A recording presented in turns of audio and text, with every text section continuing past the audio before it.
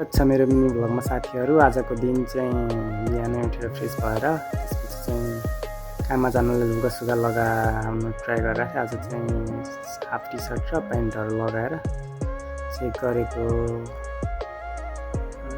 त्यसपछि काममा गयो, कामसाम भ्याएर चाहिँ बेलुकातिर चाहिँ हाम्रो सपिङ गर्नुपर्ने जानुपर्ने थियो सामान किन्नलाई खानेकुराहरू।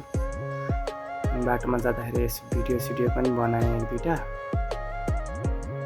मिनी भ्लग चाहिँ मलाई एकदम मनपर्छ क्या। फेरि यस्तो भोइस ओभर गरेको सुरु गरेको आजदेखि चाहिँ फोटो नि खिचाएको छु एउटा। यो फोटो हेर्नु चोकमा गएर त्यसपछि अलि फेरि टिकटकको लागि यस्तो भिडियो बनाइरहेको थिएँ। भाइ पनि गएको थिएँ मसँगै।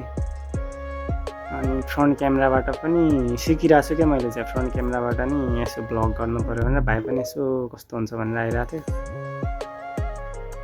अनि खिच्यौँ अलिकति। त्यहाँनिर सामानहरू पनि किनेको थियो हामीले। चामल किन्न गएको थियौँ खास। के साह्रो महँगो हो जापानमा चामल फेरि। त्यसपछि अलिकति यो फ्रन्ट क्यामेराबाट बनाएर चाहिँ सक्यो। फर्क्यौँ अनि कोठामा। Thank you.